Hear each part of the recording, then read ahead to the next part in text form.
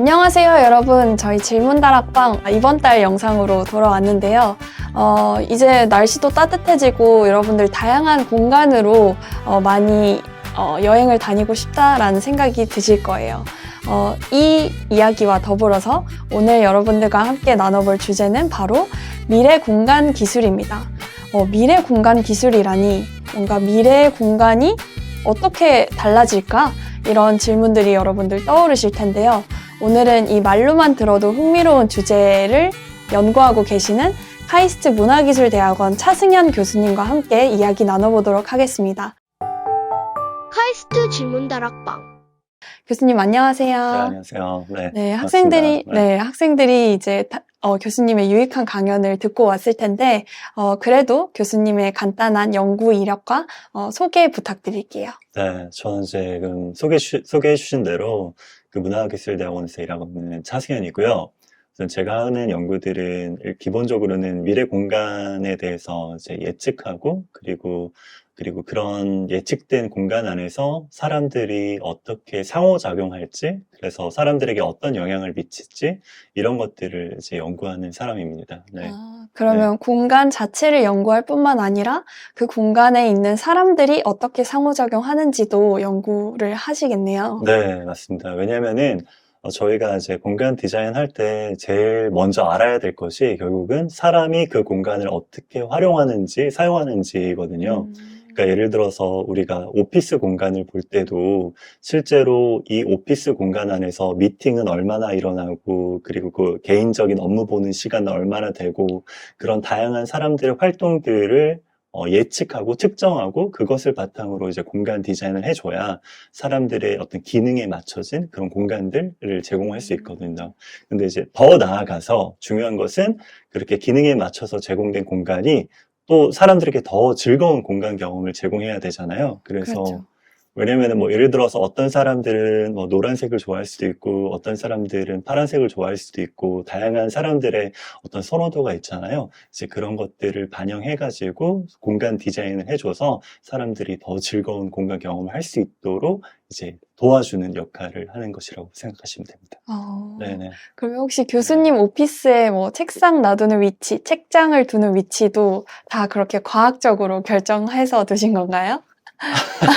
그 정도 레벨까지는 이제 너무 작은 공간이니까 그래도 이제 동선은 당연히 생각할 수밖에 없잖아요. 여러분들이 주거 공간 안에 있을 때도 내가 이제 예를 들어서 밥을 먹고 그리고 나서 소파에 앉고 TV를 보고 이런 어떤 동선들이 있다 그러면은 그거에 맞춰서 이제 그 가구들을 배치하고 이러잖아요. 그렇죠. 그런 것처럼 이제 작은 공간 안에서는 저희가 예상할 수 있는 범위들이 그래도 되게 쉬우니까 그렇게 하면 되는데 저희가 이제 공간들이 이제 점점 커지기 시작하면은 예측하기가 이제 쉽지 않잖아요. 그렇죠. 이제 그런 것들을 이제 영구적으로 더 풀어나가는 것이라고 보면 됩니다.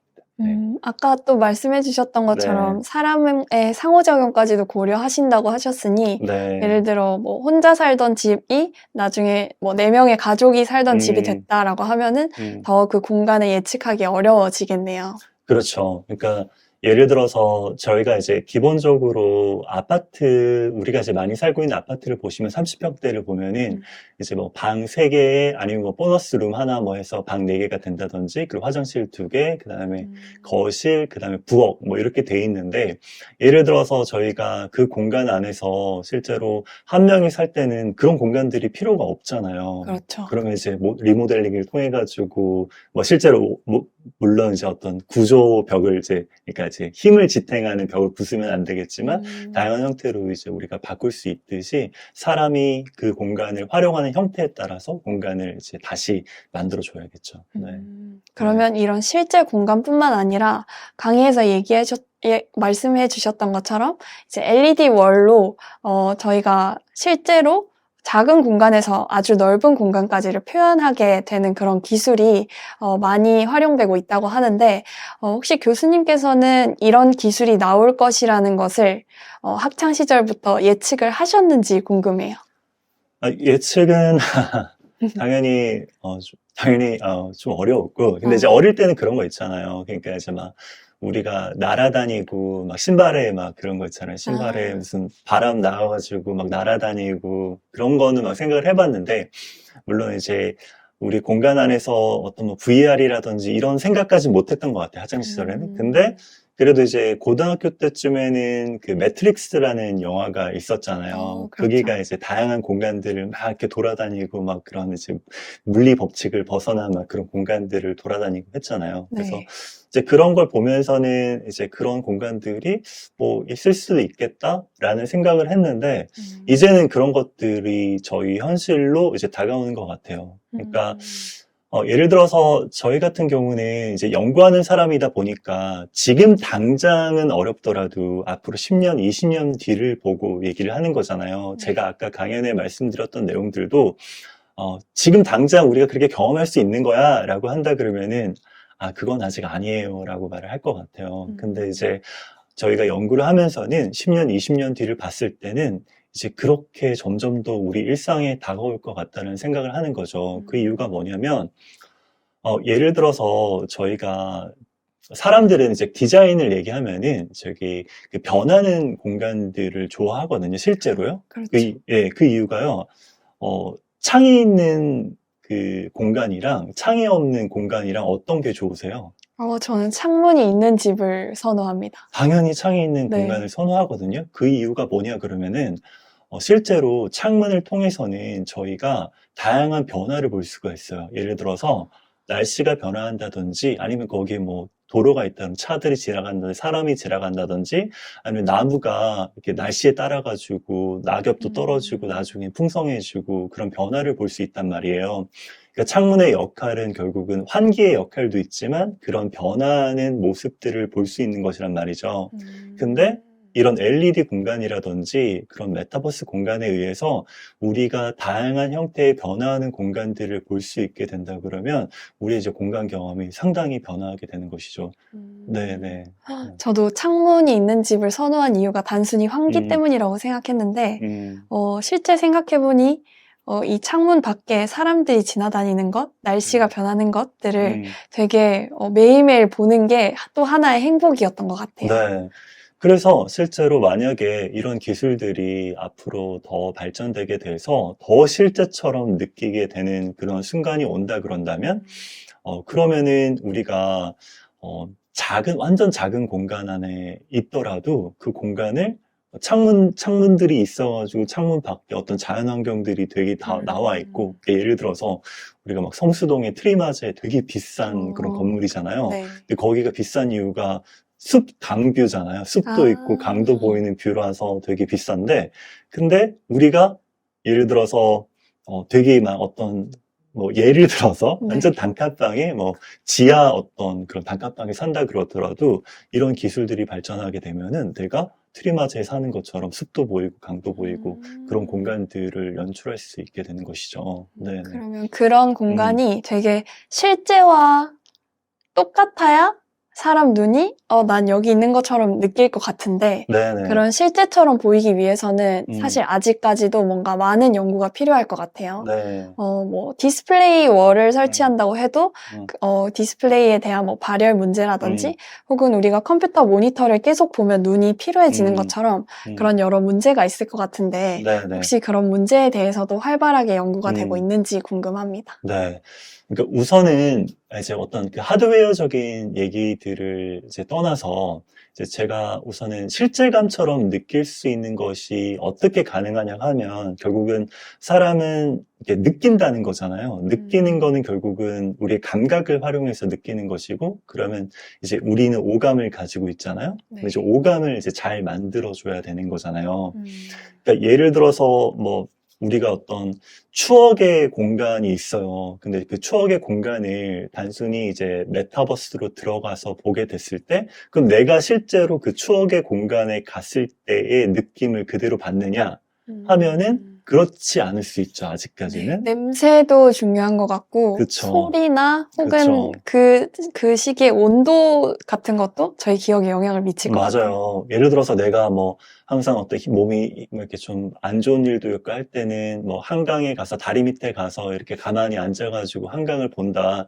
이런 경험을 나는 되게 중요시했고 좋아했다 그러면 근데 그런 것들을 메타버스에서 꾸밀 수 있지만 아직까지는 지금 말씀하신 것처럼 냄새라든지 소리라든지 그런 어떤 온도라든지 그런 것들을 경험하기엔 아직 이제 부족하죠. 네. 그래서 지금 현재는 메타버스나 LED 월 같은 경우도 결국은 시각적인 것과 그 다음에 청각적인 것에 의존을 많이 하고 있어요.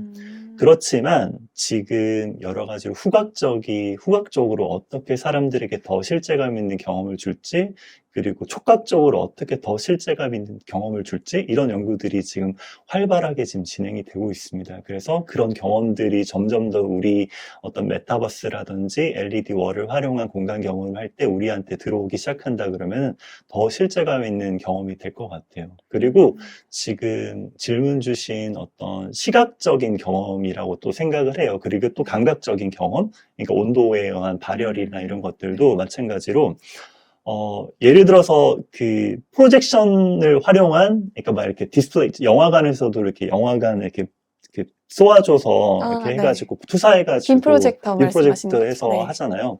근데 그것도 보면은 이제 문제가 막 그 열도 나지만 또 소리도 되게 심하잖아요. 윙하는 소리. 예, 그런 소리도 나고 하니까 결국은 이제 그런 어떤 하드웨어적인 문제들은 앞으로 전기전자 연구하시는 분들, 기계공학 연구하시는 분들, 그런 분들이 지금 열심히 연구하고 계시기 때문에 점점 발열도 줄어들고, 그리고 소리도 적어지고, 그렇게 이제 기술들이 발전해 나갈 거라고 생각하고 있습니다.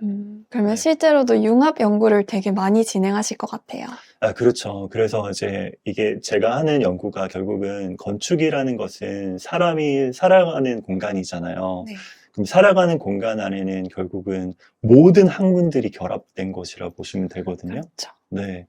어떤 전기전자, 뭐 기계공학, 그리고 사회학, 그 다음에 저희처럼 어떤 건축 공간 디자인 하는 사람들, 정말 다양한 사람들이 융합적인 학문들을 하는 공간이라서 이제 그런 것들과 관련돼가지고 예를 들어서 어떤 건축 프로젝트를 할 때도 다양한 학과의 다른 교수님들과 이제 협업을 해서 이제 디자인, 어떤 프로젝트를 진행하곤 합니다. 네.